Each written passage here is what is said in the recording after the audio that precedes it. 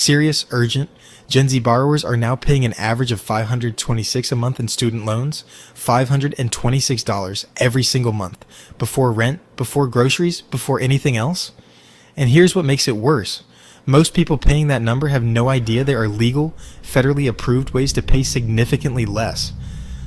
Some qualify to pay as little as $0 a month and still make progress toward having their loans forgiven entirely.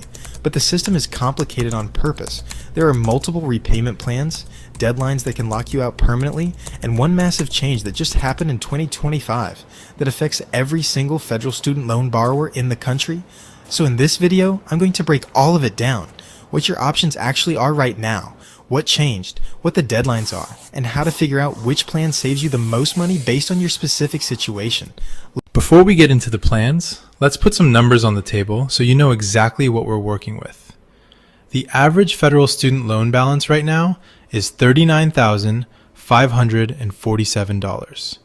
For Gen Z specifically, people under 25, the average balance is lower, around $13,500 to $21,000, because most are still early in their repayment or just finished school.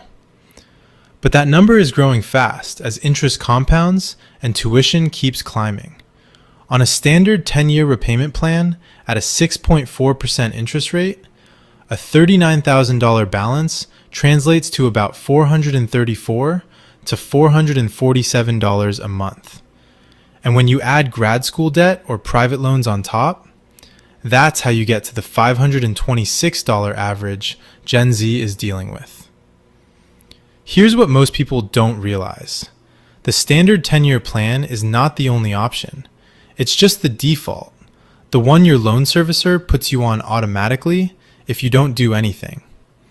And for a lot of people, especially those early in their careers with lower incomes, it's not the best option. There are income-driven repayment plans that cap your monthly payment based on what you actually earn, not what you borrowed. And right now, the landscape of those plans just went through the biggest overhaul since income-driven repayment was first introduced. In July 2025, a new law was signed that completely restructured federal student loan repayment options. If you have student loans, this affects you directly. Here's what you need to know. The old SAVE plan, which was one of the most affordable income-driven options available, is gone. So is Pay, and the ICR plan is being phased out by 2028.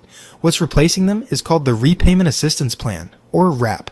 RAP launches in July 2026 and will be the primary income-driven option for new borrowers going forward.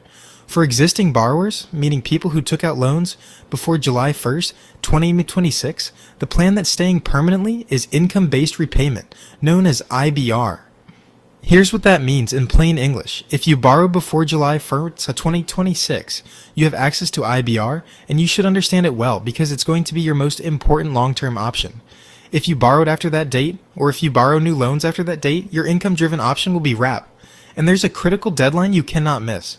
If you want to stay on IBR long-term, you need to enroll in it before July 1, 2028. If you're currently on another income-driven plan, like what's left of Save or Pay, and you don't switch to IBR before that deadline, you'll be automatically moved to RAP. And once that happens, you cannot go back to IBR.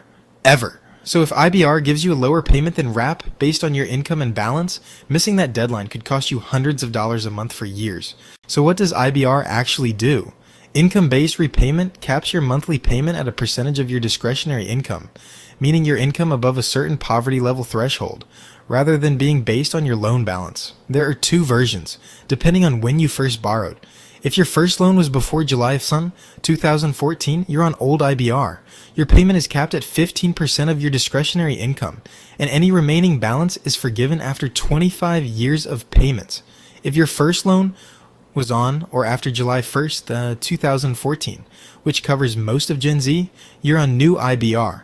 Your payment is capped at 10% of your discretionary income, and forgiveness comes after 20 years. Here's what that looks like in real numbers. If you make $40,000 a year and you have $25,000 in federal student loans, your IBR payment might be somewhere around $100 to $150 a month, compared to $270 or more on the standard plan. That's a difference of over $100 a month that stays in your pocket. And IBR has one other feature worth knowing. Your payment is capped, It will never exceed what you'd pay on the standard 10-year plan, no matter how much your income grows. If you end up earning significantly more later in your career, IBR automatically limits your payment at that ceiling. To apply, go to studentaid.gov/IDR.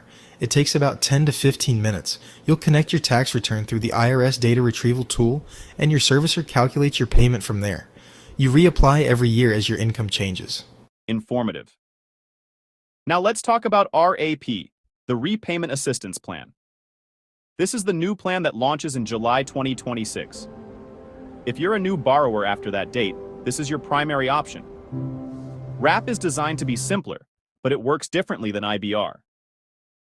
Under RAP, your payment is still based on your income, but the calculation is more aggressive.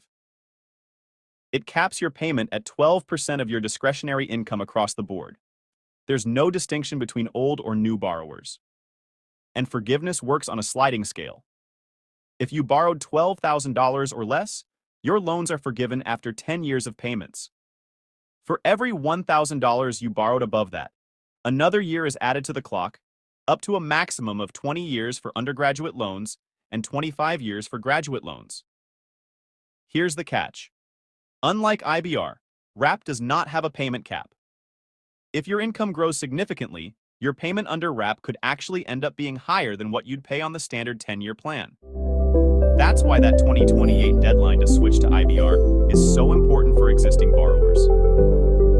If you're already in the system, you have a choice. If you're entering the system after 2026, RAP is the new standard. It's better for those with smaller balances who want fast forgiveness, but potentially more expensive for high earners with large balances. So, here's your game plan. If you have federal student loans right now, log into studentaid.gov and see which plan you're on. If you're on the standard plan and it's eating your paycheck, look at IBR. Remember that July 2028 deadline. It's the most important date on your financial calendar for the next few years. Don't wait until the last minute to switch if IBR is better for you. If you're just starting out and your balance is low, RAP might actually be your fastest path to being debt-free. The key is to run the numbers for your specific situation. I've put a link in the description to a calculator that helps you compare these plans side by side based on the 2025 rules. It's free to use and it'll save you hours of manual math. If this video helped you make sense of the chaos, hit the like button and subscribe. We're tracking these changes every week to make sure you don't miss a single update that could save you money. Thanks for watching, and I'll see you in the next one.